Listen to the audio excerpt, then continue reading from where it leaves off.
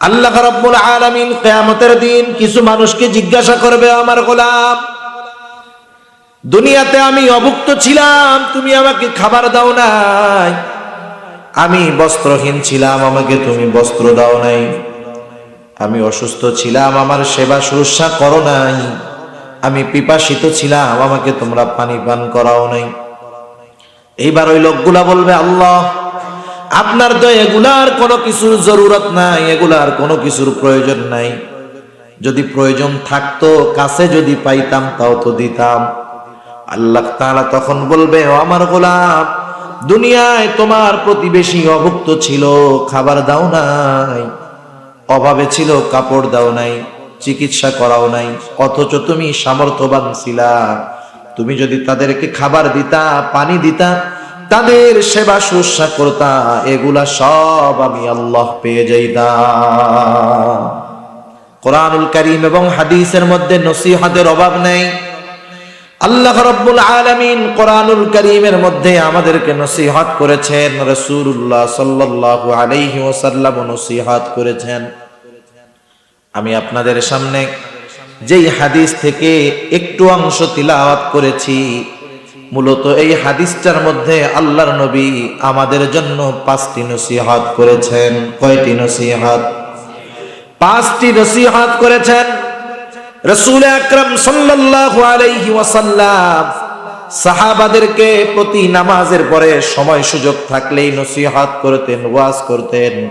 শুধু তাই না, আমরা তো অনেক সময় চিন্তা করি, মানুষ কম, কি কথা বলবো, কি ওয়াজ করব, কি নসিহত করব। বলেন তো, দুনিয়ার মধ্যে আমার আপনার নবীর মতো দামি এবং সর্বোত্তম ওয়াইজ আর আছে নাকি? আমার আপনার নবী হলেন আল্লাহ তাআলার পরে সর্বোত্তম নসিহতকারী, সর্বোত্তম ওয়াইজ। আমার আপনার নবী এমন ওয়াইজ ছিলেন না, কারণ প্রত্যেকটা নবী কিন্তু ওয়াইজ ছিলেন, ওয়াজ করতেন, নসিহত করতেন। এমন ওয়াইজ আমার আপনার নবী ছিলেন না যে সামনে যদি হাজার হাজার মানুষ হয়, নবীজি ওয়াজ করতে পারেন, লোকজন কম হইলে করতে পারেন না, এমন না। বরং হাদিসের মধ্যে একটা দুইটা না, আমার মনে হয় যদি তালাশ করা হয় শত শত নসিহতের হাদিস পাওয়া যাবে, যেই হাদিসগুলা নবীজি হাজার হাজার শত শত মানুষের সামনে করেন নাই। ওই ওয়াজ আমার আপনার নবী মাত্র একজন সাহাবীর সামনে করেছে, একজনের সামনে করছে। রাসূলুল্লাহ সাল্লাল্লাহু আলাইহি ওয়াসাল্লামের এরকম নসিহত অনেক আছে। যেমন একটা হাদিস শোনাই, হযরতে আবু যর রাদিয়াল্লাহু তাআলা আনহু হতে বর্ণিত একটা হাদিস। হযরতে আবু যর রাদিয়াল্লাহু তাআলা আনহু বলেন, ক্বালা লি রাসূলুল্লাহ সাল্লাল্লাহু আলাইহি ওয়াসাল্লাম, তিনি বলেন, ক্বালা লি, আমার জন্য তথা আমাকে রাসূলুল্লাহ সাল্লাল্লাহু আলাইহি ওয়াসাল্লাম বললেন, ইয়া আবা যর, হে আবু যর। নবীজি আমাকে একা অবস্থায় নসিহত করলেন, বললেন, হে আবু যর, ইত্তাকিল্লাহ হাইসুমা কুনতা। ও আবু যর, তুমি যেখানেই থাকো না কেন, যেখানেই যাও না কেন, সর্ব অবস্থায় আল্লাহ তাআলাকে ভয় করবা। এরপরে নবীজি বললেন, ওয়া আতবিইস সাইয়্যাতাল হাসানাতা তামহুহা। ও আবু যর, তুমি তোমার দ্বারা যখন কোনো অন্যায় কাজ হয়ে যাবে, গুনার কাজ হয়ে যাবে, তুমি নেকের কাজ করবা, ভালো কাজ করবা, কারণ ভালো কাজ, নেকের কাজ গুনার কাজটাকে মিটায়া দেয়, মন্দ কাজকে ভালো কাজ মিটায়া দেয়। এরপরে নবীজি বলেন, ওয়া খালিকিন নাসা বিখুলুকিন হাসানিন। ও আবু যর, মানুষের সাথে উত্তম আচরণ করবা, ভালো ব্যবহার করবা। গুরুত্বপূর্ণ নসিহত সম্পন্ন একটা হাদিস, অথচ আল্লাহর নবী এই গুরুত্বপূর্ণ নসিহতটা শত শত হাজার হাজার মানুষের সামনে করেন নাই, বরং হযরতে আবু যর রাদিয়াল্লাহু তাআলা আনহু আমার আপনার নবীর সাথে একা ছিলেন। আর নবী এত দামি নসিহত একাকী আবু যর রাদিয়াল্লাহু তাআলা আনহুকে করেছে। এরকম নসিহতওয়ালা অনেক হাদিস আছে। আমি যে হাদিসখানা আপনাদের খেদমতে পাঠ করেছি, রাসূলুল্লাহ সাল্লাল্লাহু আলাইহি ওয়াসাল্লাম একদিন সাহাবাদের সামনে নিয়ে বসে আছেন। হঠাৎ করে আল্লাহর নবী বলতেছেন, মাই ইয়াখুযু আন্নি হাউলাইল কালিমাত। নবীজি বলতেছেন, এই তোমাদের মধ্যে এমন কে আছে যে আমার এই বাক্যগুলো, আমার এই কথাগুলোকে গ্রহণ করবে? হযরত আবু হুরায়রা রাদিয়াল্লাহু তাআলা আনহু বলেন, নবীজি বলতেছেন, তোমাদের মধ্যে কে আছে এই কথাগুলোকে গ্রহণ করবে? ফায়ামালু বিহিন, কথাগুলা গ্রহণ করবে এই নিয়তে যে সে কথাগুলা আমলে পরিণত করবে। আও ইউআল্লিমু, এবং শিক্ষা দিবে। ফায়ামালু বিহিন, যদি কেউ আমল করতে চায়, মাইয়ামালু বিহিন, এমন কাউকে সেই কথাগুলা সে শিক্ষা দিবে যা সে আমল করতে চায়। তার মানে যখন আমরা কোনো নসিহত শুনবো, ওয়াজ শুনবো, 1 নাম্বার নিজে আমলের নিয়তে শুনবো, 2 নাম্বার কেউ যদি আমল করার মতো থাকে এই নসিহতের কথাগুলা আমরা তাদের কাছে পৌঁছায়া দিব। নিজে আমল করব, আমার যারা আমল করার মতো আছে তাদেরকেও আমরা কি করব, এগুলা শিক্ষা দিয়ে দিব। কে আছো তোমাদের মধ্যে এমন, নিজে আমল করবা, অপরকে আমলের জন্য শিখায়া দিবা। হযরত আবু হুরায়রা রাদিয়াল্লাহু তাআলা আনহু বলেন, কুলতু আনা ইয়া রাসূলুল্লাহ। আবু হুরায়রা রাদিয়াল্লাহু তাআলা আনহু সবার আগে দাঁড়ায় বললেন, ইয়া রাসূলুল্লাহ, আমি আছি, আমি। এইবার হযরত আবু হুরায়রা রাদিয়াল্লাহু তাআলা আনহু বলেন, ফাআখাযা বিয়াদি, নবীজি আমার হাতটাকে চেপে ধরলেন। ফাআদ্দা খামসান, হাতটা চাইপা ধরে গুনে গুনে নবীজি আমাকে 5টা নসিহত করলেন। কয়টা নসিহত? 5টা নসিহত। যখন আমরা কথা বলি কারোর সাথে, যদি সম্পর্ক ভালো হয়, কাছাকাছি চেনা জানা হয়, অপরিচিত যে আপনি যদি তার হাত হঠাৎ করে ধরেন সে কিন্তু মাইন্ড করবে, ঠিক না? কিন্তু আপনি যখন কাছের কারো বা আপনার পরিচিত বন্ধু বান্ধবের হাত ধরবেন সে খুশি হবে। মানুষ হাত ধরে কথা বলে কখন? যখন গুরুত্বপূর্ণ কোনো কথা বলে, ঠিক না? মনে করেন সামনাসামনি বসে আছে, হাতটা ধরে বলে, এই ভাই এদিকে আসো, শোনো, এই কথাটা গুরুত্বপূর্ণ। রাসূল আকরাম সাল্লাল্লাহু আলাইহি ওয়াসাল্লাম আমার আপনার নবীর হাতটা চেপে ধরেছেন। আবু হুরায়রার হাত চেপে ধরেছেন আমার আপনার নবী, গুনে গুনে 5টা নসিহত করলেন। 1 নম্বরে বললেন, ও আবু হুরায়রা, ইত্তাকিল মাহারিমা তাকুন আবাদান নাস। আল্লাহর নবী এই নসিহতের মধ্যে গোটা মানব জাতিকে সবচাইতে বড় আবেদ তথা ইবাদতকারী হওয়ার ফর্মুলা নবীজি বলে দিয়েছে। আমরা সবাই বড় আবেদ হইতে চাই না? আমরা সবাই চাই যে আমরা বেশি বেশি ইবাদত করনেওয়ালা হব। বড় যারাকে হজ, যাকাত, নফল আদায় করে, আওয়াবিন, ইশরাক, চাষ কোনো কিছু ছাড়ে না, আমরা তারে কি বলি? আবেদ। কি বলি বলেন? আবেদ। ইবাদত যে বেশি করে তারে বলি আবেদ। কিন্তু নবীজি এই নসিহতের মধ্যে এই কথা বলেন নাই। রাসূলুল্লাহ সাল্লাল্লাহু আলাইহি ওয়াসাল্লাম বললেন, ও আবু হুরায়রা, তুমি যদি মানুষের মধ্যে সবচাইতে বড় আবেদ হতে চাও কি করবা? নবীজি বলেন, ইত্তাকিল মাহারিমা তাকুন আবাদান নাস। নবীজি নামাজ, রোজা, হজ, যাকাতের কথা বলেন নাই। নবীজি বললেন, ও আবু যর, হারাম থেকে বাঁচো, অবাধ্য বিষয় থেকে বাঁচো, নিষেধ বিষয়গুলা থেকে তুমি বেঁচে থাকো, তুমি হয়ে যাবা সবচাইতে বড় আবেদ। সবচাইতে বড় আবেদ হলো সে গুনার থেকে বাঁচে যে। সবচেয়ে বড় আবেদ সে গুনার থেকে বাঁচে যে ইবাদত করে কিন্তু গুনাহ ছাড়ে না, ও আবেদ না। কথা বুঝতেছেন? কষ্ট হইতেছে না তো? শীতের মধ্যে বসে আছি আমরা, আমাদের একটু গুরুত্বপূর্ণ কথা শোনার দরকার। যেগুলা আমার কানের পরিবর্তন বা কানের মজা দিবে তা না, যেগুলা আমার দিলের আমলের পরিবর্তন করবে এই ধরনের কথা শোনার দরকার, ঠিক কিনা বলেন? কারণ জীবনের কোন কথা কোন সময় কাজে লেগে যায় বলা যায় নাকি? বলা যায় না। আপনি 1 ঘন্টা শুনবেন, আপনার একটা কথা জীবনের পরিবর্তনের কারণ হতে পারে। আব্দুল্লাহ ইবনে মুবারক রাহমাতুল্লাহি আলাইহি মুহাদ্দিস ইমাম বুখারীর উস্তাদের উস্তাদ আব্দুল্লাহ ইবনে মুবারক রাহমাতুল্লাহি আলাইহি। হাদিসের অনেক সনদ তার নাম পাঠ করা লাগে, হাদিসের কিতাবের পৃষ্ঠায় পৃষ্ঠায় তার নাম আছে। এত বড় একজন মুহাদ্দিস, তার জীবনের একটা ঘটনা আছে। আব্দুল্লাহ ইবনে মুবারক রাহমাতুল্লাহি আলাইহি যৌবনের প্রারম্ভে উনি একটা মেয়ের প্রেমে পড়ে গেছে, একটা মেয়ের প্রেমে পড়ছে, দেখছে আর ভালো লেগে গেছে। এখন তো সিস্টেম, একটা মেয়ের পছন্দ হইলে আমাদের যুবক ভাইরা আগে ফেসবুক আইডি খুঁজে, এর নাম কি আগে খুঁজে, ঠিক না?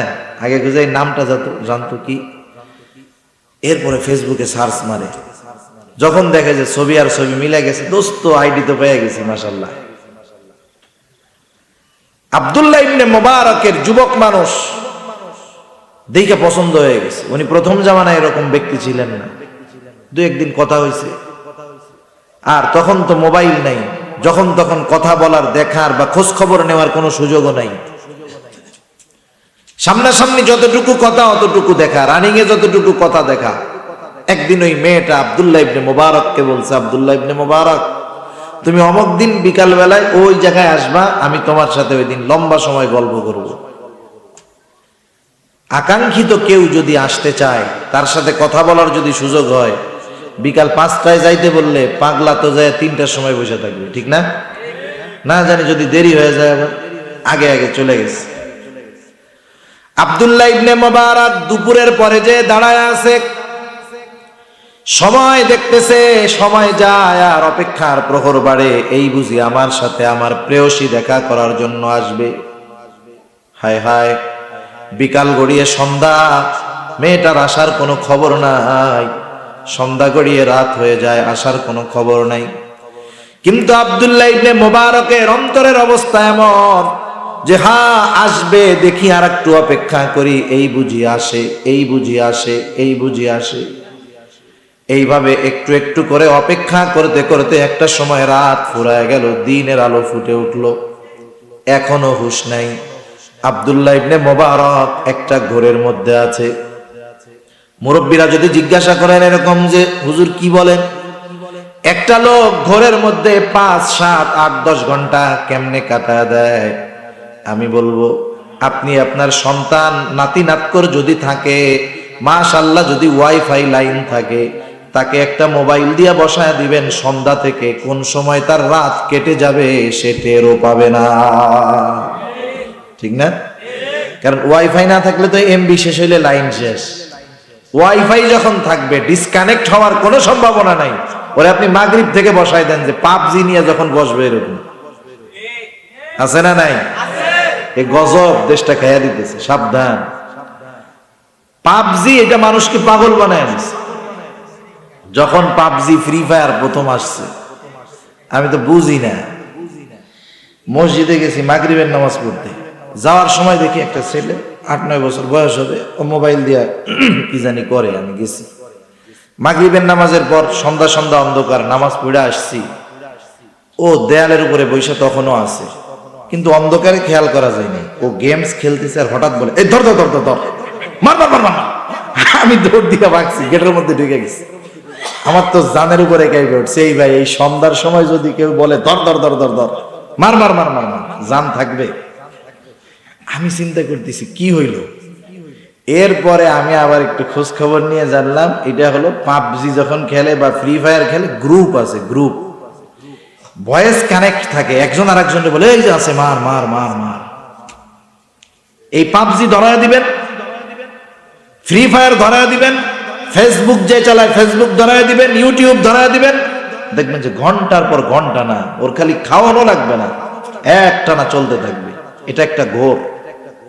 নেট মানে কি? জাল। ইন্টারনেট মানে কি? অন্তর্জাল। এই জালের ফাঁসে আজকে বুড়া গুড়া সব ধরা খেয়ে গেছে, ঠিক কিনা বলেন? এটা একটা ফাঁদ আমাদের জন্য, সেজন্য এই ফাঁদের থেকে বাঁচতে হবে আমাদের। আল্লাহ তৌফিক দিক। আব্দুল্লাহ ইবনে মুবারক,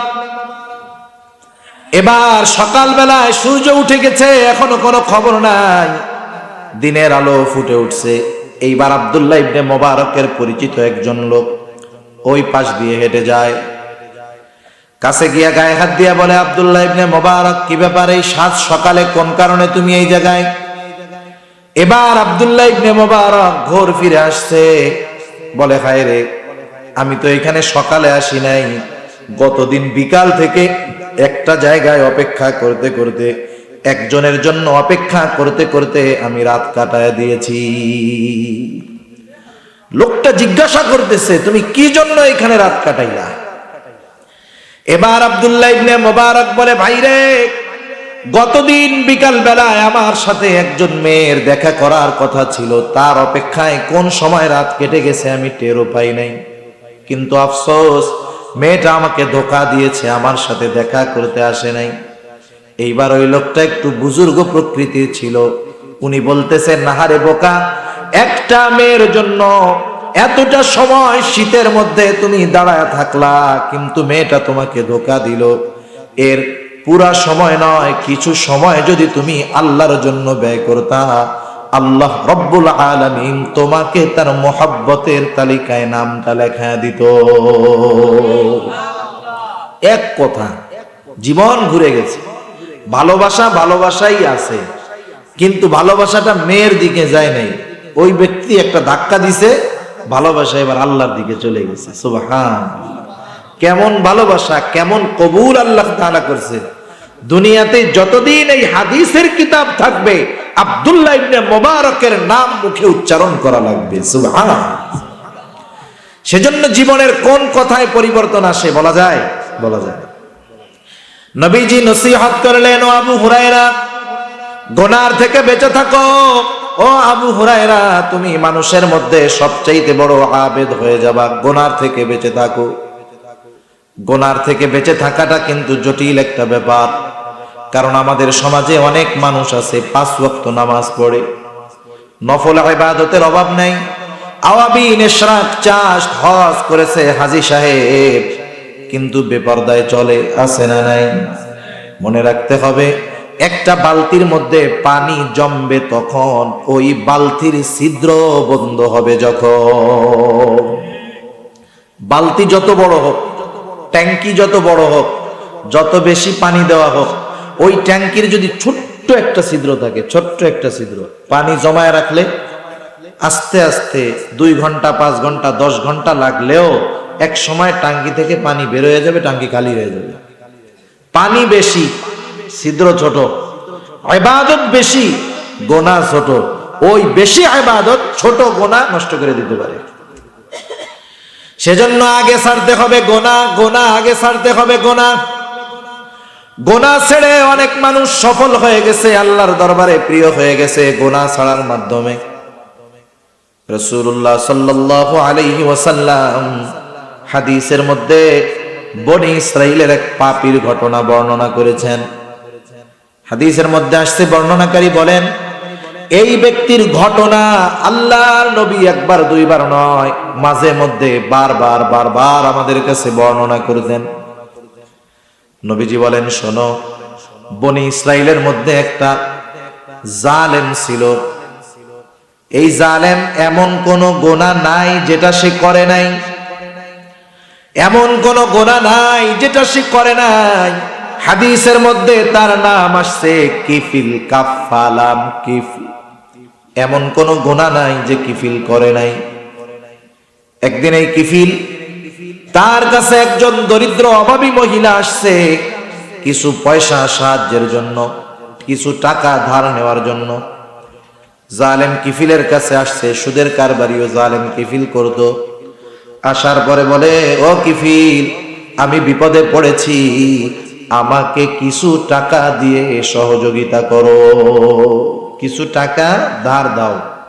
এইভাবে ঘরে ঘরে পাবলিক যে সুদে লাগায় টাকা, এরকম আপনাদের এলাকায় আছে? আছে, সব জায়গায় কম বেশি আছে। এটা এই সব লোকের কাছে আপনি টাকা ধার চাবেন, যে বলবেন যে ভাই 2000 টাকা ধার দেন, আগামী সপ্তাহে দিয়ে দিবেন। টাকা পয়সা নাই ভাই, অভাবে আছে। আরেকজনকে পাঠাবেন, ও ওর কানের কাছে যায় বলবে, ভাই 10,000 দে, সপ্তাহে সপ্তাহে 1,000 লাভ দি মনে। সাথে সাথে বলবে, ধর এই যে 10,000 টাকা। ঠিক কিনা বলেন? এইসব লোক কোনো সময় কর্জে হাসানা দেয় না, মানুষের কল্যাণে এরা সম্পদ ব্যয় করে না। জালেম কিফিল বলে না আমি কাউরে টাকা ধার দেই না, আমি তো সুদে টাকা দেই।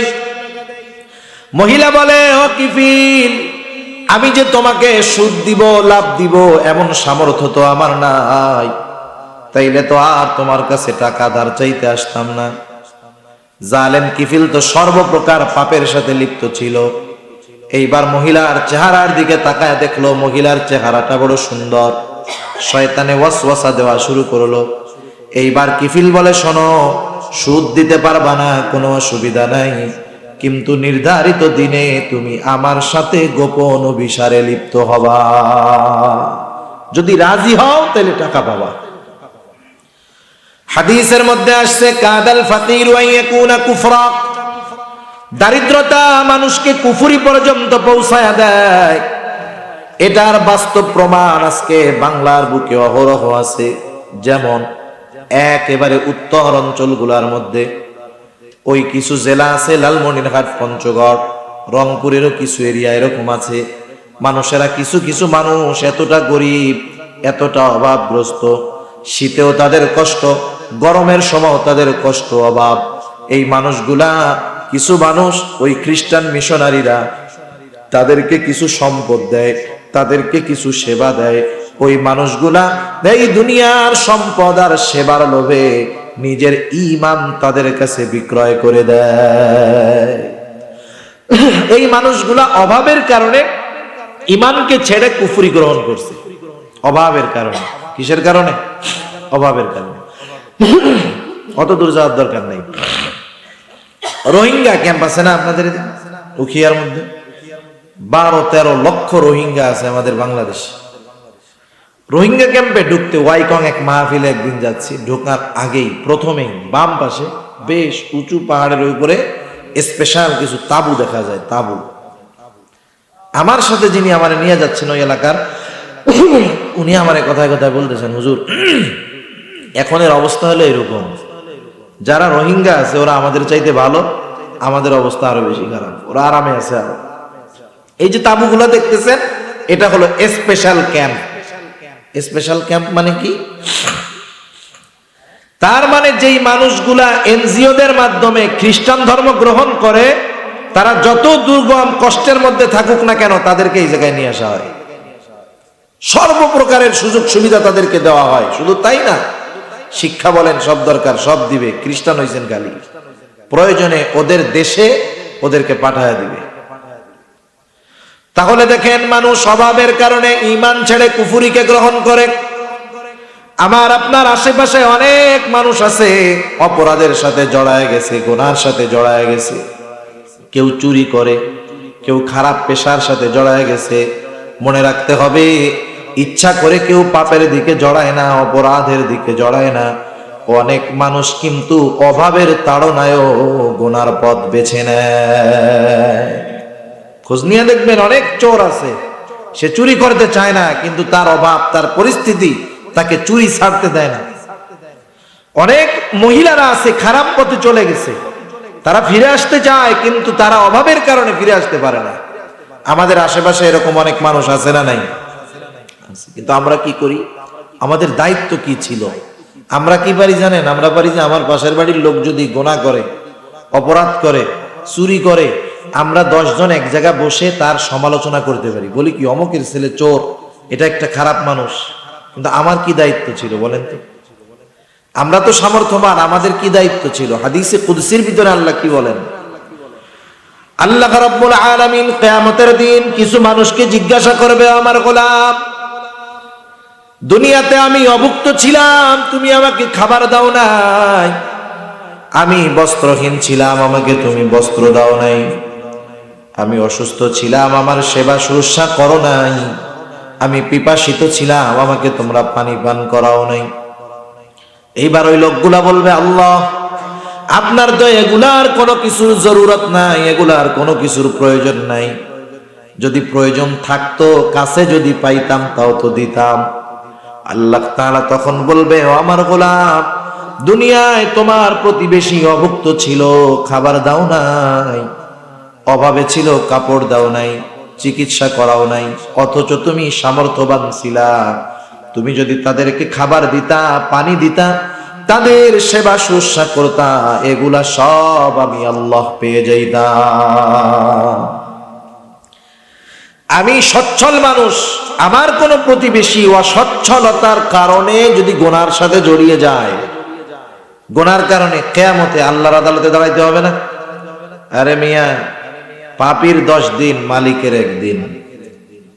এই যে মেজর সিনহারে মেরে ফেলছে, তাই না? নির্মম ভাবে হত্যা করা হয়েছে।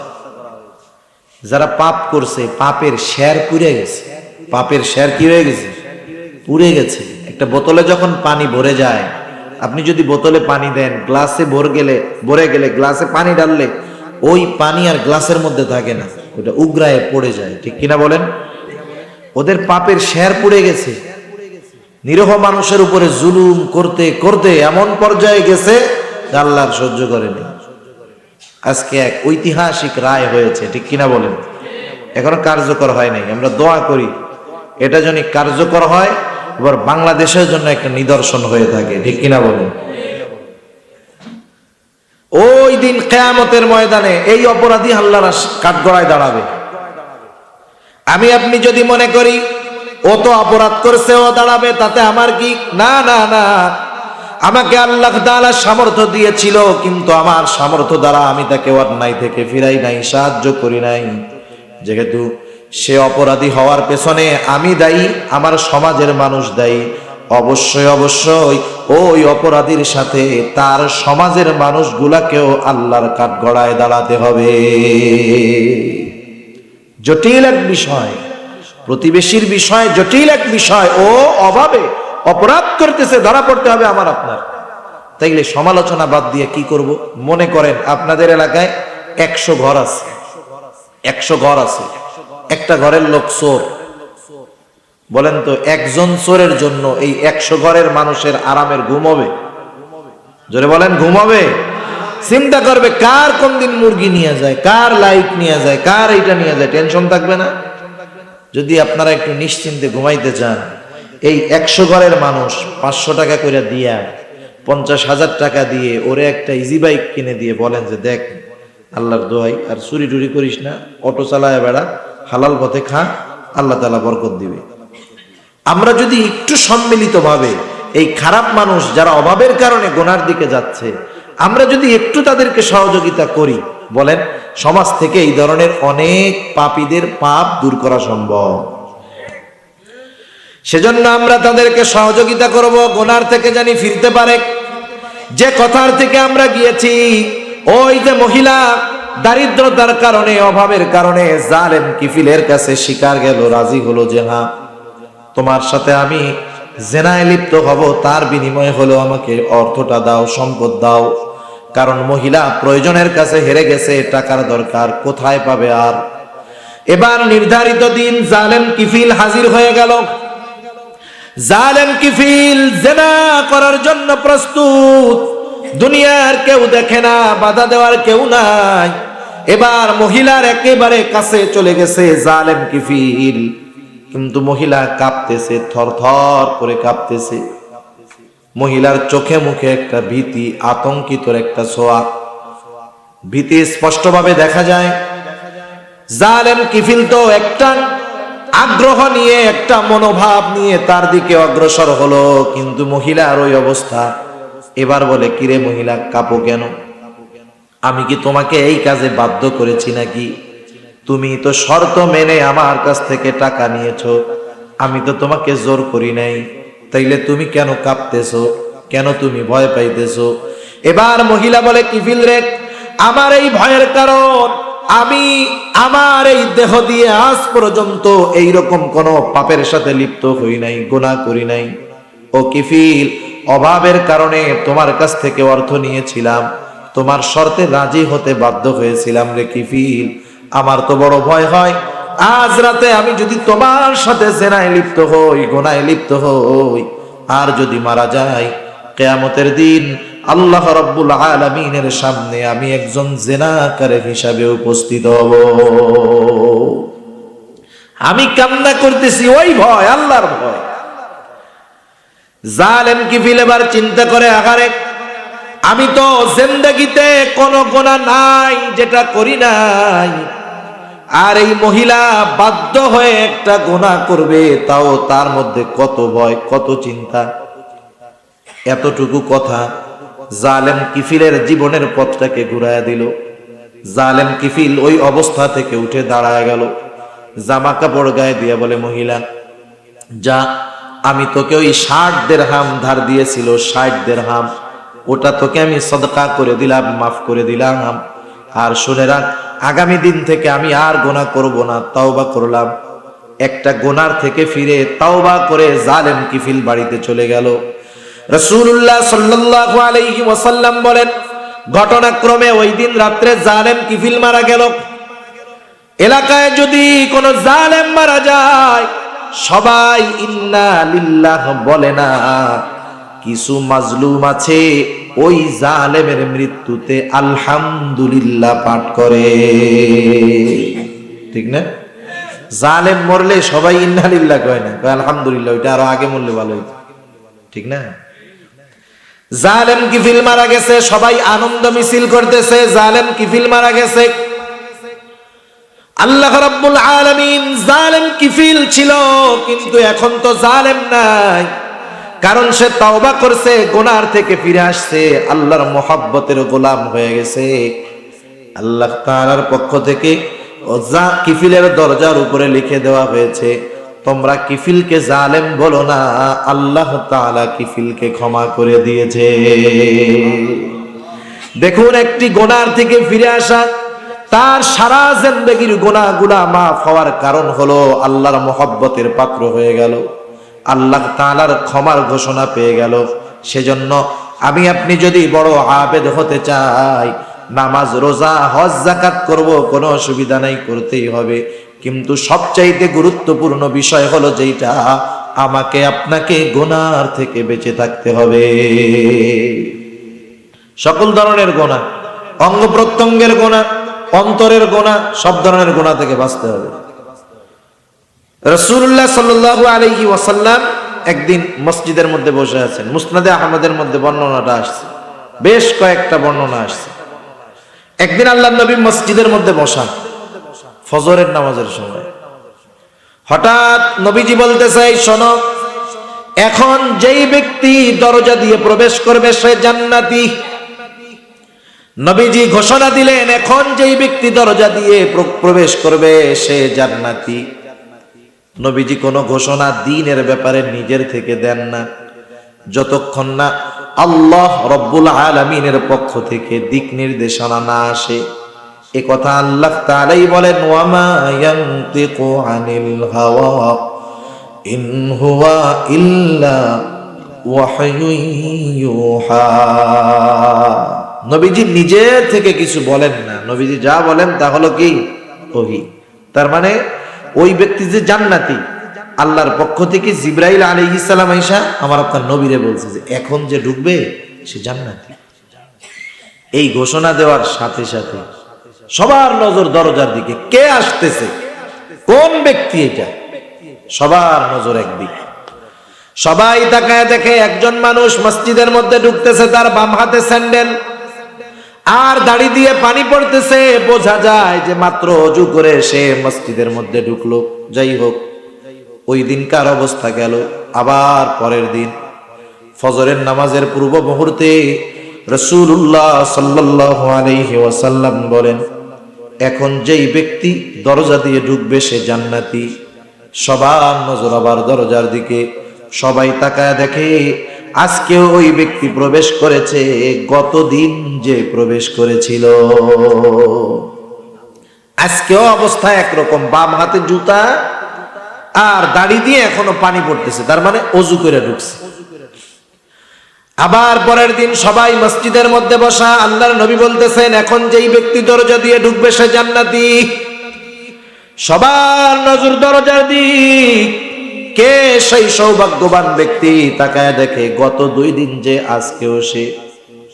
আজকেও বাম হাতে স্যান্ডেল, ডান তার মুখটা ভেজা, দাড়ি দিয়ে পানি পড়তেছে। সাহাবীর নাম হলো আব্দুল্লাহ ইবনে আমর ইবনুল আস। এই সাহাবী চিন্তা করলেন, হায় রে নবীজি একজনের ব্যাপারে পর পর 3 দিন জান্নাতের সুসংবাদ দিলেন, এই ব্যক্তি জান্নাতি কোনো সন্দেহ নাই, কিন্তু কোন কারণে জান্নাতি, কোন আমলের কারণে তার জন্য এমন ঘোষণা আমার জানার দরকার। তিনি প্রচন্ড রকমের আগ্রহী হয়ে গেলেন। এইবার আব্দুল্লাহ ইবনে আমর ইবনুল আস ওই সাহাবীর কাছে গিয়ে বলে, ভাই আমি তোমার বাড়িতে 3 দিন মেহমান হতে চাই। কয়দিন? জোরে বলেন। মেহমানও কিন্তু সুন্নাত হলো 3 দিন। যখন কেউ কোথাও বেড়াতে যায় 3 দিন হলো মেহমানদারি করা সুন্নাত। এরপর দিন থেকে ওই বাড়ির মানুষ যা খাবে মেহমানের জন্য তাই ব্যবস্থা হবে। 3 দিন পর মেহমান ওই বাড়ির সাধারণ মানুষের মতো।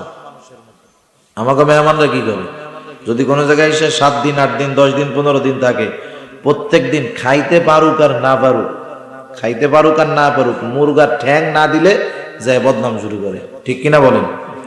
ওটা খাইতে পারবে না কিন্তু দিতে হবে। এগুলো জালেম মেহমান, এগুলো জালেম মেহমান। সেজন্য আমরা যখন কারো মেহমান হব আমরাও এই হিসাব করব। আমরা মেজবানের জন্য কষ্টের কারণ হব না, মেজবানের জন্য কষ্টের কারণ হব না। আবার মেহমান যখন আসবে আমরা বিরক্ত হব না। এটা একটা ব্যালেন্স। ইসলাম সুন্দর। আমি একজনের বাড়িতে গেলাম, আমি গেলে সে যদি গরিব হয় পেরেশানির মধ্যে পড়ে যাবে। আমি যদি তারে বলি টেনশন করেন না, কোনো কিছুর চিন্তা নাই, আমি এমনি অত শুদ্ধ খাই না, আমার ডাইল ভাত হইলে আরো ভালো হয়, তাইলে মেজবান একটু পেরেশানি কম হবে। সেজন্য আমি কখনো মেহমান হিসাবে মেজবানের কষ্টের কারণ হব না। আবার মেহমান যদি আসে আমি কখনো বেজার হব না, কারণ আল্লাহর নবী এক হাদিসের মধ্যে বলছেন, মান কানা ইউমিনু বিল্লাহি ওয়াল ইয়াউমিল আখির ফালইউকরিম দাইফাহু, যে আল্লাহ এবং রাসূলের উপরে ঈমান রাখে সে জানি মেহমানের সম্মান করে। আর এক হাদিসের মধ্যে আসছে মেহমান বরকত নিয়ে আসে। সুবহানাল্লাহ। সেজন্য মেহমান আসলে আমি খুশি হইলে বরকত থাকবে। মেহমান আসতেছে, আমি এই খবর পেয়ে যদি খুশি হই তাইলে বরকত থাকবে। কিন্তু আমরা টেনশনে পড়ে যাই কেন জানো?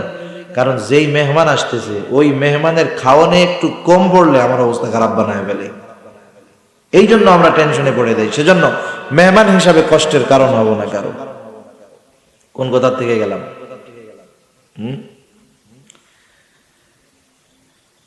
ওই ব্যক্তি 3 দিন মেহমান হইতে চাইছে। কয়দিন? 3 দিন। যায় বলতেছে, ভাই আমি আপনার 3 দিনের আপনার বাড়িতে অবস্থান করতে চাই, মেহমান হতে চাই, কোনো অসুবিধা আছে? না না, কোনো অসুবিধা নাই, চলো। কারণ ওই সময়টা এমন ছিল, মেহমানের সামনে যদি রুটি আর ডাউল এনে দেওয়া হতো মেহমান খুশি, কোনো মাইন্ড নাই, আত্মসম্মান বোধে লাগতো না। সেই জন্য মেহমানদারিত্বের মধ্যে তাদের একটা মজা ছিল, কারণ মেহমান যা পাইতো তাতেই খুশি, মেজবান যা থাকতো তাই দিয়ে মেহমানদারি করত। 3 দিন থাকলো, তার উদ্দেশ্য তো খাওয়া নয়, বরং তার উদ্দেশ্য হলো দেখা যে এই ব্যক্তির জন্য আল্লাহর নবী পরপর 3 দিন জান্নাতের ঘোষণা দিলেন। কি স্পেশাল আমল করে, যে যত স্পেশাল আমল করুক না কেন অধিকাংশই ওলামায়ে কেরামের গাড়ি সুন্দর মতো ঠেকাইয়া দিয়ে ডাকাইতি করে, দিনে না রাত্রে। হুজুরদের সৌভাগ্য, টাকা পয়সা নিয়ে আবার কয় হুজুর দোয়া করেন, মাফ করে দিয়েন। এই সব স্পেশাল ভালো কাজ মন্দ কাজ অধিকাংশ ক্ষেত্রে রাত্রেই হয়। উনি সারা রাত সজাগ, দেখি কি করে। এশার নামাজ পড়লেন, একসাথে বাড়িতে ফিরলেন, যায় দেখে আল্লাহর বান্দা খাওয়া দাওয়া খায়া সুন্দর মতো নাক ডাইকা ঘুমাইতেছে। সে তো সারা রাত সজাগ, কোন সময় উঠে দেখে ওঠার নামে খবর নাই। আজান দিল, ফজরের ঘুম থেকে উঠলো। 1 দিন 2 দিন 3 দিন একই অবস্থা। এশার আজান দিলে ঘুমায়, আর ফজরের আজান দিলে উঠা ওযু করে মসজিদে চলে যায়। এবার আব্দুল্লাহ ইবনে আমর ইবনুল আস বলেন, ভাইরে পরপর 3 দিন তোমার বাড়িতে থাকার কারণ কি তুমি জানো? কারণ এর আগে পরপর 3 দিন ফজরের নামাজের পূর্বে আল্লাহর নবী তোমার ব্যাপারে জান্নাতের সুসংবাদের ঘোষণা দিয়েছে। আমি একটু দেখতে চাইছিলাম তুমি কি আমল করো, কিন্তু আয়েশা দেখলাম আমি যা আমল করি তাও তুমি করো না। এশা পয়টা ঘুমাও, ফজরের সময় উঠো। এইবার ওই লোকটা বলতেছে, আর এক বর্ণনার মধ্যে আসছে, যার ব্যাপারে পরপর 3 দিন জান্নাতের সুসংবাদ দেওয়া হলো তার নাম হলো হযরতে সাদ রাদিয়াল্লাহু তাআলা। আব্দুল্লাহ ইবনে আমর ইবনুল আস বলতেছে, ও ভাই সাদ, পর পর 3 দিন নবীজি তোমার জন্য জান্নাতের সুসংবাদ দিল, কোন আমলের কারণে হতে পারে? এইবার হযরতে সাদ বলে, শোনো, আল্লাহর নবী যেহেতু 3 দিন আমার ব্যাপারে কথাটা বলেছেন, আলহামদুলিল্লাহ, আর আমার আমলের ব্যাপারে তুমি কি শুনবা? তুমি যা দেখছো আমার আমল এর চাইতে বেশি কিছু নাই, কিন্তু আমি গুনাহগুলা থেকে বেঁচে থাকি। কি থেকে বাঁচি? জোরে বলেন। গুনাহ থেকে বেঁচে থাকি। আর আমরা আমাদের দেশে আল্লাহওয়ালা বুজুর্গ কাদের মনে করি? যে বেশি বেশি তাহাজ্জুদ পড়ে, আওয়াবিন পড়ে, ইশরাক পড়ে, নফল রোজা রাখে, নফল নামাজ পড়ে। কিন্তু একজন সাহাবী জান্নাতের সুসংবাদ পেল, তাহাজ্জুদ পর্যন্ত নাই, আওয়াবিন ইশরাক নাই, সে বলতেছে তুমি যা দেখছো এর চাইতে বেশি আমি কিছু করি না, তবে গুনাহ থেকে বেঁচে থাকি। আর একটা জিনিস, আমি যখন রাতের বেলা ঘুমাতে যাই আমি সবাইকে মাফ করে দিয়ে ঘুমাতে যাই। দিলটারে ঝাড়ু দিয়ে দেই, দিলটারে কি করি? ঝাড়ু দিয়ে দেই। মানে আমারে যে কষ্ট দিছে মাফ করে দেই, হক পাইলে কেউ মাফ করে দেই, কেউ যদি আমার অগোচরে কষ্ট দিয়ে থাকে আমি সবাইকে মাফ করে দেই। এই কাজটা করি, আর যা দেখছো এই ইবাদত করি, গুনার থেকে বাঁচি, এর চাইতে বেশি কিছু না। তার চেয়ে বড় আবেদার কেউ আছে? সেজন্য নবীজি বলেন, ইত্তাকিল মাহারিমা তাকুন আবাদান নাস। আবু হুরায়রা রাদিয়াল্লাহু তাআলা আনহুকে আল্লাহর নবী বলতেছেন, ও আবু হুরায়রা, আল্লাহ রব্বুল আলামিনের যদি বড় আবেদ যদি হতে চাও, আল্লাহ তাআলার ইবাদত করতে করতে যদি সবচাইতে বড় আবেদ হতে চাও, ও আবু হুরায়রা, তাহলে তুমি গুনাহ থেকে বেঁচে থাকো, তুমি সবচাইতে বড় আবেদ হয়ে যাইবা। এরপরে হযরত আবু হুরায়রা রাদিয়াল্লাহু তাআলা আনহুকে রাসূলুল্লাহ সাল্লাল্লাহু আলাইহি ওয়াসাল্লাম বলতেছেন, ওয়া আরদা বিমা কাসামাল্লাহু লাকা তাকুন আগনান নাস। দ্বিতীয় নসিহত। প্রথম নসিহত আমরা মনে রাখবো, আমরা যদি বড় আবেদ হতে চাই তাহলে গুনাহ ছাড়তে হবে। দ্বিতীয় নসিহত, আপনারা সবাই কি ধনী হইতে চান? ধনী হইতে চাই না আমরা সবাই? আমরা সবাই ধনী হইতে চাই, কেউ গরিব হইতে চায় না। আল্লাহ তাআলার কাছে কখনো এমন জিনিস কামনা করতে হয় না যেটা কষ্টের কারণ হয়। সব সময় আল্লাহ তাআলার কাছে ভালোটা চাইতে হয়। যদি আল্লাহ এরপরেও কখনো অকল্যাণকর কিছু দিয়ে দেন, সবর করতে হয়, আল্লাহ তাআলার কাছে ওই অকল্যাণ থেকে মাফ চাইতে হয়। এজন্য রাসূলুল্লাহ সাল্লাল্লাহু আলাইহি ওয়াসাল্লাম বলছেন, তোমরা আল্লাহর কাছে কোনো সময় এমন বলবা না যে আল্লাহ আমারে সবর করার তৌফিক দেন, এমনে এমনে সবর করার তৌফিক দেন, এটা বলবা না। বিপদ যদি চলে আসে, বরং এই বিপদ থেকে আল্লাহর কাছে মুক্তি চাইবা, তখন সবর করবা, আর বলবা আল্লাহ বিপদটা দূর করে দেন। এজন্য দোয়া শিখাই দিয়েছেন আল্লাহ তাআলা। নবীদের দোয়া কি? রব্বানা আতিনা ফিদ দুনিয়া হাসানাতাও ওয়া ফিল আখিরাতি হাসানাহ। আমাদেরকে দুনিয়ার কল্যাণ, আখিরাতের কল্যাণ চাওয়ার কথা আল্লাহ তাআলা শিখায় দিয়েছে। এজন্য দুনিয়াতে আমরা সম্পদ আল্লাহ তাআলার কাছে চাইব, কিন্তু সম্পদওয়ালা হব, ধনী হব, তবে দুনিয়াদার ধনী নয়, বরং হব দিনদার ধনী। দুনিয়াতে যদি ধনওয়ালা, সম্পদওয়ালা যদি দিনদার হয়, তার সম্পদের দ্বারা মানুষ উপকৃত হবে, কারণ সে দান সদকা করবে, গরিব মানুষকে দিবে। কিন্তু দুনিয়াদার যদি সম্পদওয়ালা হয়, ও শুধু সম্পদ বাড়াতে চায়, দিতে চায় না। সেজন্য আমরা সবাই ধনী হতে চাই, তবে দিনদার ধনী।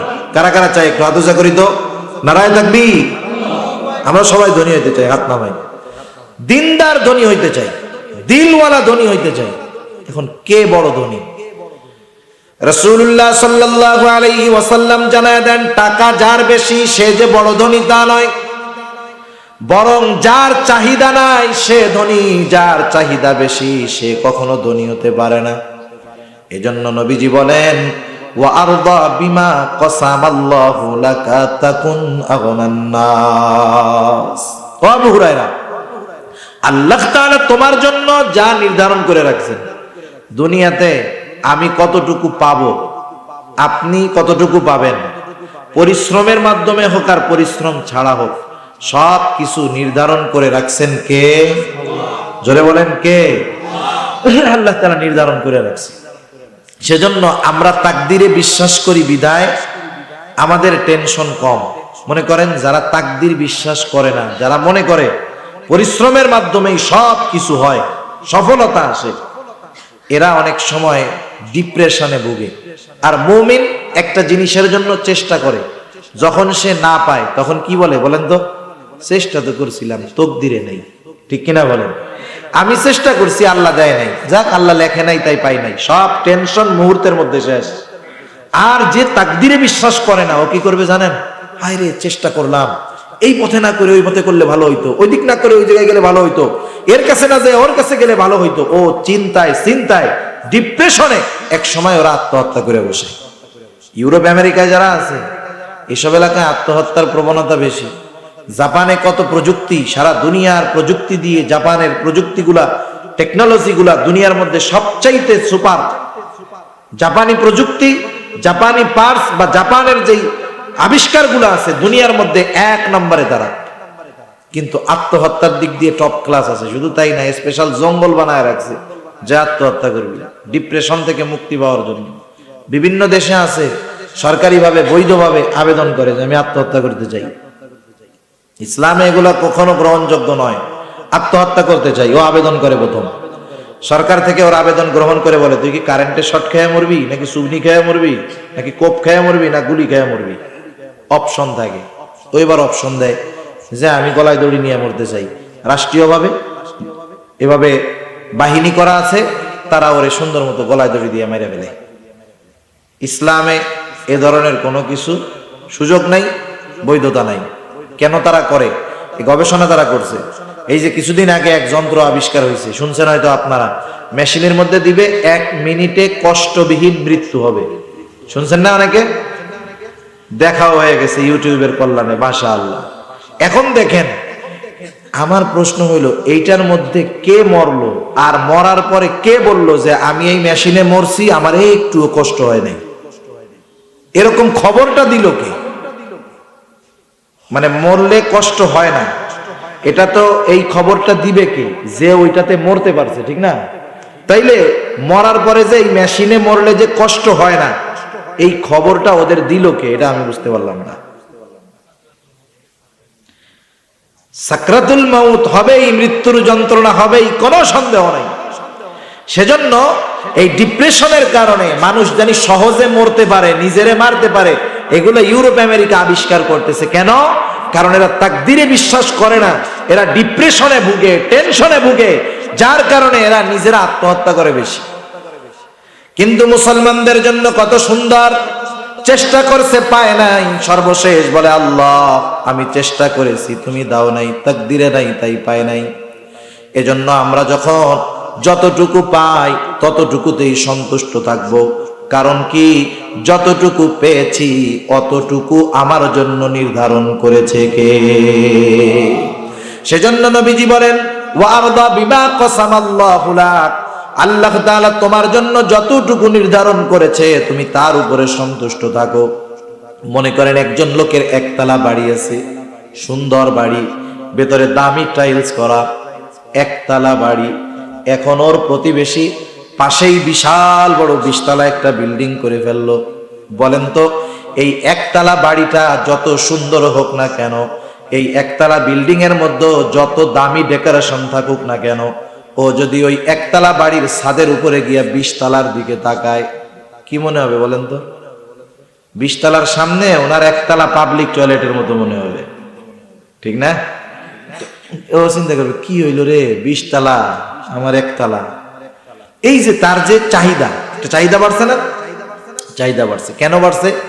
উপরের দিকে তাকানোর জন্য। কিন্তু এই একতলায় যে লোকটা থাকে, সে যদি একটু নিচে তাকায়, যে আমি তো শীতের দিন চতুর্দিকে দেয়াল, উপরে ছাদ, থাই গ্লাস গুলা যখন লাগায় দেয় ঘরের মধ্যে কোনো গরম লাগে না, কত আরাম। আবার গরমের দিন এয়ার কন্ডিশন চালায় দেয়, কত আরাম, ঠান্ডা আবহাওয়া। কিন্তু আমার প্রতিবেশীর তো টিনের ঘর, টিনের ঘর শীতের দিনেও যেমন বেশি ঠান্ডা, গরমের দিনেও গরম। ওই টিনের ঘরওয়ালা যখন ইটের দেয়ালের একতলার দিকে তাকাবে, ওরও তখন আফসোস লাগবে। কিন্তু ওই টিনের ঘরওয়ালা যদি ওই আশেপাশে অনেক বস্তি আছে, কালো ত্রিপল দিয়ে রোদ বৃষ্টির মধ্যে জীবন অতিবাহিত করে, ও যদি ওই তাঁবুর দিকে তাকায়, ওর টিনের ঘরটা ওর কাছে জান্নাতের মতো মনে হবে, ঠিক কিনা বলে?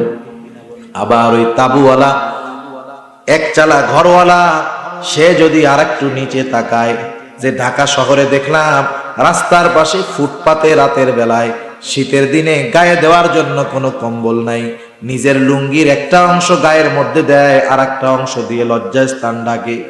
এই শীতের মধ্যে একজন দুইজন না, হাজার হাজার মানুষ কষ্ট করতেছে। আমি আপনি যদি ওর দিকে তাকাই, ওই টিনওয়ালা, টিনের বাড়িওয়ালা, একতলা বিল্ডিং ওয়ালার কাছে তার ঘরটা দুনিয়ার একটা জান্নাত মনে হবে। তখন কি মনে হবে? যে আল্লাহ আমারে অনেক কিছুই দিছে। এটাই অন্তরের ধ্বনি। এজন্য নবী বলেন, আল গিনা গিনান নাফস, আল গিনা গিনান নাফস, অন্তরের ধ্বনি হলো প্রকৃত ধ্বনি। টাকা পয়সা আছে কিন্তু চাহিদার শেষ নাই, সে কখনো ধনী হতে পারে না। কিছুই নাই কিন্তু চাহিদা নাই, নবীজি বলেন সে হলো আসল ধনী। সুবহানাল্লাহ। সেজন্য আমরা আত্মার ধনী হব, প্রকৃত ধনী হব, স্বল্পে তুষ্ট থাকব। আমি যদি স্বল্পে তুষ্ট থাকতে পারি, আল্লাহ তাআলা যা দিয়েছেন তার উপরে যদি সন্তুষ্ট থাকতে পারি, আমার অভাব হবে না, কষ্ট হবে না, নিজেকে নিজের কাছে ধনী মনে হবে। সম্পদ নাই তাতে কি, আমার তো চাহিদা নাই। চাহিদা না থাকার কারণে নবীজি বলেন, আল্লাহ তাআলা যতটুকু নির্ধারণ করেছে, তুমি যদি চাহিদা বাদ দিয়ে ওইটুকুর উপরে সন্তুষ্ট থাকতে পারো, তাকুন আগনান নাস, তুমি মানুষের মধ্যে সবচাইতে বড় ধনী হয়ে যাইবা। 3 নাম্বার নসিহত, নবীজি বলেন, তুমি তোমার প্রতিবেশীর সাথে ভালো আচরণ করবা। ওয়া আহসিন ইলা জারিক তাকুম মুমিনান, তুমি যদি প্রকৃত মুমিন হতে চাও, তোমার প্রতিবেশীর সাথে তুমি ভালো আচরণ করবা। প্রতিবেশীর কিন্তু একটা হক ইসলাম রেখে দিয়েছে, একবারে আর অল্প সময়, বেশি সময় কষ্ট দিব না। প্রতিবেশীর একটা হক ইসলাম রেখে দিয়েছে। হযরত আয়েশা সিদ্দিকা রাদিয়াল্লাহু তাআলা আনহা হতে বর্ণিত হাদিস, আল্লাহর নবী বলেন, প্রতিবেশীর হকের ব্যাপারে জিবরিল আমাকে এত পরিমাণ তাগিদ দিয়েছে, এত পরিমাণ তাগিদ দিয়েছে, আমি তো মনে করেছিলাম একটা সময় হয়তো প্রতিবেশীকেও ওয়ারিস বানায়া দেওয়া হবে। ওয়ারিস বুঝেন? ওয়ারিস মনে করেন আমি মারা যাওয়ার পরে আমার যদি কিছু সম্পদ থাকে, এই সম্পদ বন্টন করা হয় কাদের মধ্যে? ওয়ারিসদের মধ্যে। কাদের মধ্যে? ওয়ারিসদের মধ্যে। শুধু ছেলে মেয়ে না, ওই জায়গায় অংশ আরো অন্যান্যরা পায়। যদি বাবা মা বাইচে থাকে এক হিসাব, মরে গেলে আর এক হিসাব, এরকম হিসাব ভিন্ন আছে। সম্পদ যারা পায় তারা হলো মূল ওয়ারিস। নবীজি বলেন, জিব্রাইল আমাকে প্রতিবেশীর হকের ব্যাপারে, প্রতিবেশীর সাথে ভালো আচরণ, সদাচরণের ব্যাপারে এত পরিমাণ গুরুত্ব দিয়েছে যে আমি মনে করেছি যে মৃত্যুর পরে সম্পদের একটা অংশ তাদের ব্যাপারে হয়তো আল্লাহ তাআলা নির্ধারণ করে দিবে। সুবহানাল্লাহ। কিন্তু আমরা কি করি? আমরা আমাদের প্রতিবেশীদের সাথে খারাপ আচরণ করি। যার একটু সম্পদ আছে, ক্ষমতা আছে, অনেক সময় পাওয়ার আছে, প্রতিবেশীর রাস্তা বন্ধ করে দেই। আছে না নাই? আমি, আমার বিল্ডিং আছে 3 তলা, প্রতিবেশীর বিল্ডিং নাই, আমি আমার বিল্ডিং দিয়ে পানি ফেলাই, কাঁচ ফেলাই, স্যাপ ফেলাই, আইটা পানি ফেলাই। এগুলো করে কি করে না বলেন? খবরদার, এরকম কষ্ট আমরা কখনো প্রতিবেশীকে দিব না। আমি প্রতিবেশীর নিরাপত্তার কারণ হব। কারণ আমার যত বড় আত্মীয় স্বজন থাকুক না কেন, ওই কক্সবাজারে থাকুক না কেন, চট্টগ্রামে থাকুক না কেন, আমার বাড়িতে যদি আগুন লাগে, আগে পানি দিয়ে নিভাইতে আসবে কে? আমার প্রতিবেশী আগে আসবে আমার জন্য। আমার ওই আত্মীয় যদি প্রতিবেশী সাহায্য না করে, আল্লাহ যদি রেখাই রাখে, তাইলে আমার আত্মীয় এসে আগুন নিভাইতে পারবে না, ওই ছাই সরাইতে পারবে। ঠিক কিনা বলেন? সব পুইরা ছাই হবে, ওগুলা দেখবে আর সরাবে, কিন্তু এই আগুন ধরলে প্রতিবেশী আগে আসবে। আমি অসুস্থ হয়ে গেছি, আমার আত্মীয় ভাই ব্রাদার সব আছে, ঢাকা শহর আছে, ওরা আমাকে তৎক্ষণাৎ চিকিৎসার জন্য নিতে পারবে না, আমার প্রতিবেশী দৌড় দিয়ে আগে আসবে। সেজন্য সাবধান, প্রতিবেশীর সাথে কখনো খারাপ আচরণ করবো না, প্রতিবেশীর সাথে আন্তরিকতা রাখবো বেশি। ইসলামে প্রতিবেশীর হকের ব্যাপারে ব্যাপক আলোচনা রয়েছে, অথচ আফসোস আজকে আমাদের প্রতিবেশী যদি আমাদের চাইতে একটু নরমাল হয় অর্থনীতির দিক দিয়ে, আমরা তাদের সাথে খারাপ আচরণ করি। আল্লাহর রাস্তায় এমনটা করব না। শুধু তাই না, নবীজি বলেন সে কখনো মোমেন হইতে পারে না যে পেট ভরে খায় আর তার প্রতিবেশী অভুক্ত থাকে। ইসলাম কত সুন্দর, চিন্তা করছেন? আমি পেট পুরে খাবো, আমার প্রতিবেশী অভুক্ত থাকবে। নবীজি বলেন এরকম যে করে সে মুমিন হতে পারে না। আল্লাহ রাসূল আর হাদিসের মধ্যে বলেন তোমরা তরকারির মধ্যে একটু ঝোল বাড়ায়া দিবা, ঝোল বাড়ায়া দিবা, প্রতিবেশীর কাছে এগুলা পাঠাবা। এটা আন্তরিকতা। আগের মহিলাদের মধ্যে, মুরব্বীদের মধ্যে ছিল, আমরা দেখছি। একটা বাড়িতে একদিন গোশত রান্না হয়েছে, ওই বাড়িতে দিছে এক বাটিতে ঝোল দিয়া, এক পিস গোশত দিয়া হইলেও পাঠাইছে। আন্তরিকতা, মহব্বত, ভালোবাসা। যদি কেউ পাঠায়, একজন গরিব মানুষ পাঠাইছে আমার বাড়িতে, আমি ধনী মানুষ, প্রতিদিন গোশত মুরগির রান দিয়া খাইতে পারি, অসুবিধা নাই। কিন্তু গরিব মানুষ, ও তো বছরে একদিন গোশত পায় না, একদিন এক জায়গায় পাইছে, খুশি মনে রান্না করে আমার বাড়িতে 2 পিস পাঠাইছে। আমি তো ধনী, আমি কি করি জানেন? ও এই নিয়ে আসছো। এতে কি হইলো জানেন? ও তো বড় আশা করে আসছে, ঠিক না? ও বড় আশা করে আসছে। আর আমি যখন একটু আমার মুখ বা আমার বাচন ভঙ্গিটা এমন হইল, ওর দিলটা ভাঙা খান খান হয়ে যাবে। ও যাই দিক, পচা দিক, বাসি দিক, আপনি হাসি মুখে আগে বরণ করবেন, নিবেন। আচ্ছা আলহামদুলিল্লাহ, খুশি হইলাম, আচ্ছা ঠিক আছে রাখলাম। ও খুশি হয়ে যাবে। আপনি ঘরে আনছেন, পচা বাসি, খাইতে মন চায় না, আর একজনকে দিয়ে দেন। না খাইলে আপনার বাড়ির বিড়াল রেখাওয়ান, কুকুর রেখাওয়ান, কোনো অসুবিধা নেই। কিন্তু তার থেকে যখন গ্রহণ করবেন, সাদরে হাসি মুখে গ্রহণ করবেন। সে যা দেয় দিক। আর নিজেও যদি অ্যাবিলিটি থাকে, ভালো মন্দ রান্না করেন, পোলাপান রে খাওয়ান, আপনি যখন রান্না করেন তার, আপনার ঘরের রান্নার ঘ্রাণটা তো তার নাকে যায়। আছে না এরকম অনেক গরিব প্রতিবেশী, মশলার ঘ্রাণটা যায়, ওর মন চায় খাইতে, কিন্তু পারে না। সেজন্য গরিব প্রতিবেশী থাকলে 1-2টা টুকরা এরকম দিবেন, এক বাটি তরকারি দিবেন, আল্লাহ তাআলা বরকত দিয়ে দিবে, ঠিক কিনা বলেন? আর আচরণের ক্ষেত্রে প্রতিবেশীর সাথে সর্বদা ভালো আচরণ করতে হবে। নবীজি বলেন তাহলে কি হবে? তাকুম মুমিনান। এই হাদিসের জন্য, স্ত্রীর জন্য, সন্তানের জন্য 5,000, 8,000, 10,000 টাকা দিয়া ড্রেস কিনে আনছি, কিন্তু আমার ঘরে যে কাজ করতেছে এর জন্য ফুটপাত থেকে 200 টাকা দেখতে নিয়ে আসছে। অনেকে আনে না বলেন? আবার অনেক টাকাওয়ালা জাকাত দেয়। কি জাকাত দিবে? জাকাতের শাড়ি আর লুঙ্গি দেয়, কি দেয় না? ওই যে লোক জাকাত দিচ্ছে, জাকাতের শাড়ি আর লুঙ্গি, ওই শাড়ি লুঙ্গি আইনা যদি ওই লোকরে বলা হয় আপনি তো আজীবন মানুষরে এই শাড়ি আর লুঙ্গি দিলেন, এই শাড়িটা আপনার বউরে পরাবেন আর লুঙ্গিটা আপনি নিজে পরবেন, পরবে জীবনে? বলেন তো, জোরে বলেন, জীবনে পরবে? সে ওইটা পছন্দ করে না, কিন্তু আরেকজনকে ওইটা দেয়। আল্লাহর নবী বলেন তুমি নিজের জন্য যেটা পছন্দ করবা, মানুষের জন্য সেটা পছন্দ করো, তাইলে তুমি প্রকৃত মুসলিম হতে পারবা। তার মানে প্রকৃত মুসলমান সে মানুষের জন্য ওটাই পছন্দ করে যেটা সে নিজের জন্য পছন্দ করে। কথা বুঝে আসছে? সেজন্য আমি অপর মুমিন ভাইয়ের জন্য সেটা পছন্দ করব যেটা নিজের জন্য পছন্দ করি। আমার অধীনস্থদেরকে, আমার কাজের লোক, আমার অফিসের লোক, তাদের সাথে আমি ওই রকম আচরণ করব যেমন আচরণ আমি চাই। সর্বক্ষেত্রে এরকম আমি তাদের কাছে ভালো আচরণ চাই, সম্মান চাই। ছোটর কাছে যদি আমি সম্মান চাই, তাহলে আমাকে ছোটকে স্নেহ করতে হবে। আমি যদি ছোটকে স্নেহ করি, ভালোবাসি, তাহলে ছোট আমাকে সম্মান করবে, ঠিক কিনা বলেন? এজন্য নবীজি বলেন তুমি যদি প্রকৃত মুসলমান হতে চাও, মানুষের জন্য সেইটাই পছন্দ করবা যেটা নিজের জন্য পছন্দ করো। 5 নম্বরে নবীজি বলেন তুমি কম হাসবা, হাসবা কম। কেন কম হাসবা? অতিরিক্ত হাসি মানুষের অন্তরকে মৃত বানায় দেয়। ইন্না কাসরাতাজ যিহ তুমিতুল কলব। অধিক হাসি মানুষের অন্তরকে মৃত বানায় দেয়।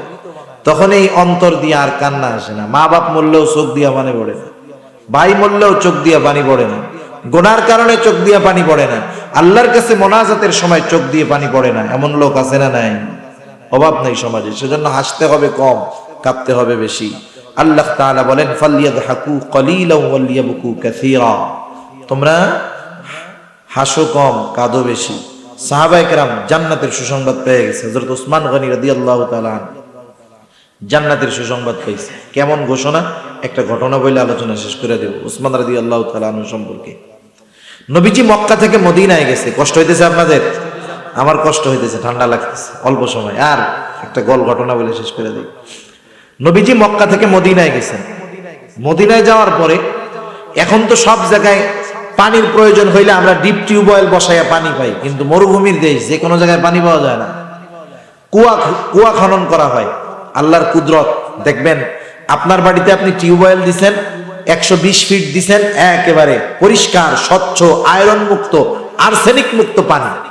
আর এক আল্লাহর বান্দা আপনার পাশের বাড়ি 1000 ফিট গহীন করছে, কিন্তু তার আয়রন পানি ভালো না, আর্সেনিক। হয় কি হয় না বলেন?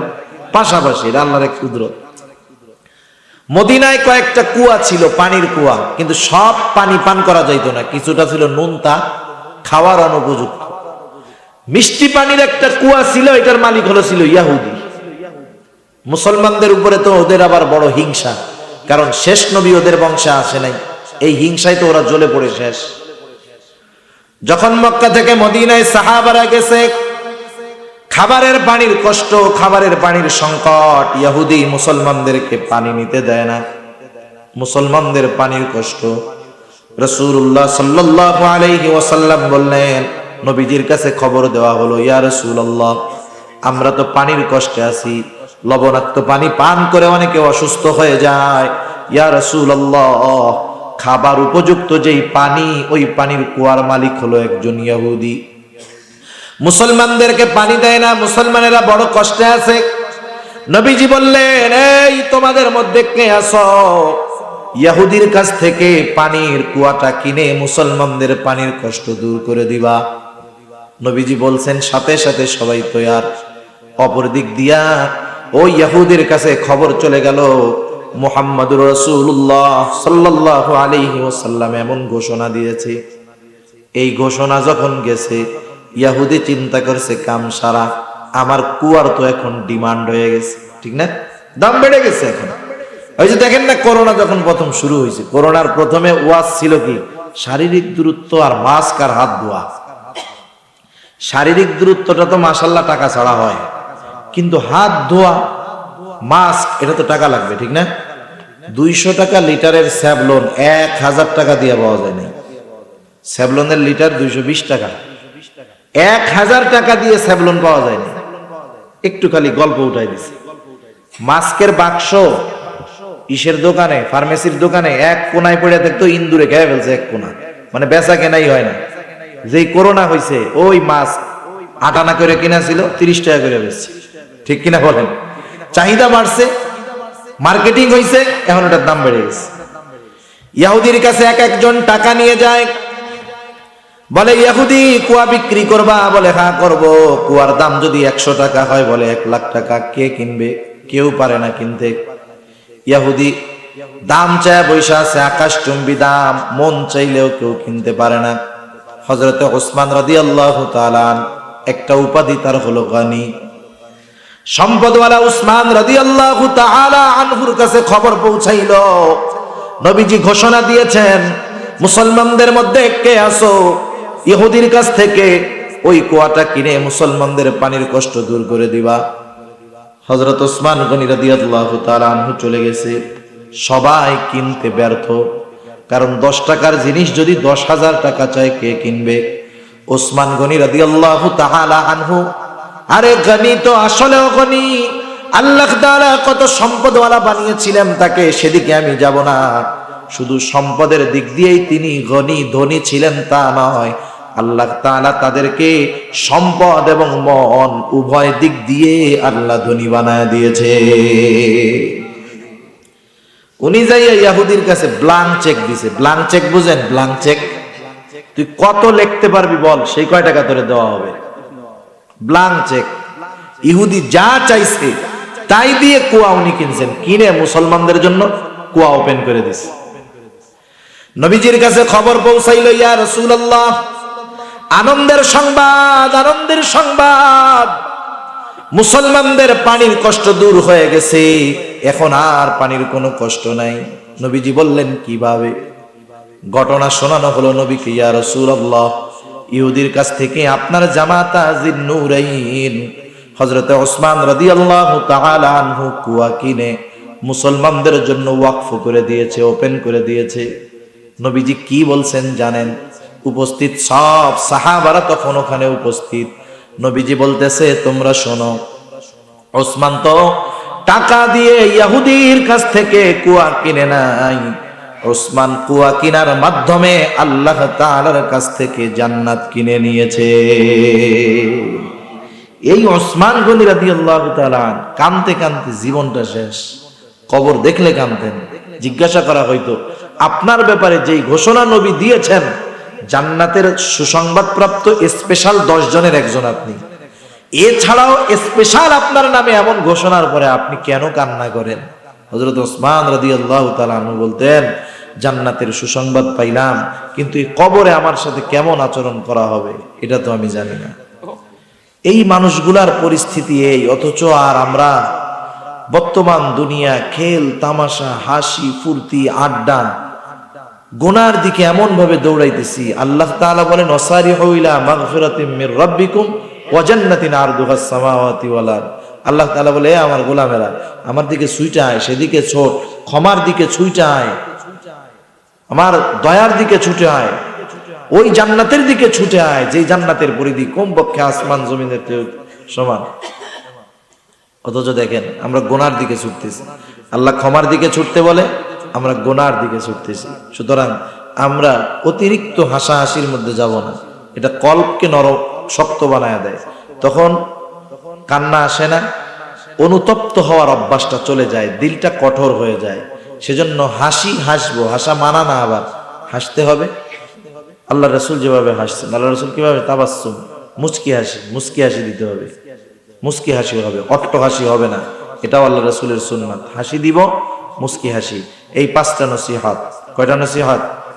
1 নাম্বার, সবচাইতে বড় আবেদ যদি হতে চাই গুনাহ ছাড়তে হবে। 2 নাম্বার, সবচাইতে বড় ধনী যদি হতে চাই তাহলে কি করতে হবে? যতটুকু আল্লাহ দিয়েছে ওর উপরে সন্তুষ্ট থাকতে হবে। আমি যদি প্রকৃত মুমিন হতে চাই, প্রতিবেশীর সাথে ভালো আচরণ করতে হবে। প্রকৃত মুসলিম যদি হতে চাই, তাহলে নিজের জন্য যেটা পছন্দ করি অপর মুমিন ভাইয়ের জন্য সেটা পছন্দ করতে হবে। আর আমার হৃদয়টাকে, অন্তরটাকে যদি তাজা রাখতে চাই, তাইলে আমাদেরকে কম হাসতে হবে।